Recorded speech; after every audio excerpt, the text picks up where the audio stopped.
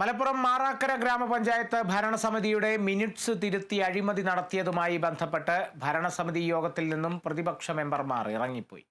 അഴിമതി നിറഞ്ഞ മാറാക്കര പഞ്ചായത്ത് ഭരണസമിതി രാജിവെക്കണമെന്നും യോഗം ബഹിഷ്കരിച്ച പഞ്ചായത്ത് മെമ്പർമാർ ആവശ്യപ്പെട്ടു.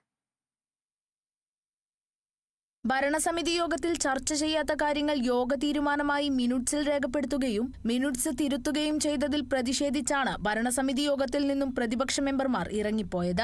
പദ്ധതി റിവിഷൻ എന്ന അജണ്ട പോലുമില്ലാതെ നടപ്പാക്കാൻ കഴിയാത്ത പദ്ധതികൾ എന്ന പേരിൽ 40 ലക്ഷം രൂപ പ്രസിഡന്റും വൈസ് പ്രസിഡന്റും ചില സ്റ്റാൻഡിംഗ് കമ്മിറ്റി ചെയർമാൻമാരും ചേർന്ന് വീതിച്ചെടുത്തുവെന്നും പ്രതിപക്ഷം ആരോപിക്കുന്നു.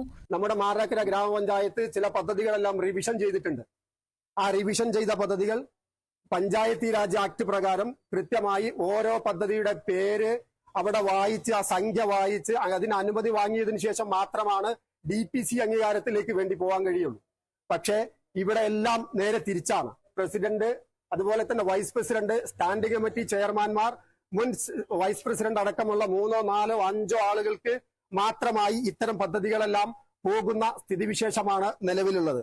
ഇത് വൻ അഴിമതിയാണെന്നും പഞ്ചായത്ത് ഭരണസമിതി രാജിവെക്കണമെന്നും യോഗം ബഹിഷ്കരിച്ച പഞ്ചായത്ത് മെമ്പർമാർ ആവശ്യപ്പെട്ടു. യോഗം തീരുമാനിക്കാത്ത കാര്യങ്ങൾ യോഗത്തിന് ശേഷം വൈസ് പ്രസിഡന്റും പ്രസിഡന്റും ചില ശിങ്കിടിമാരും കൂടി ചേർന്ന് മിനിറ്റ്സ് തിരുത്തുന്നത് അത് അഴിമതിക്ക് വേണ്ടിയിട്ടാണ്.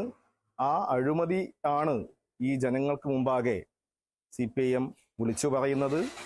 ഇത് വരും ദിവസങ്ങളിൽ ജനങ്ങൾ തെരുവിൽ കൈകാര്യം ചെയ്യുന്ന രീതിയിലേക്ക് ഈ പഞ്ചായത്തിന്റെ അഴിമതിയും സ്വജനപക്ഷപാതവും ഈ നാട് ഏറ്റെടുക്കുന്ന രീതിയിലേക്ക് വരും.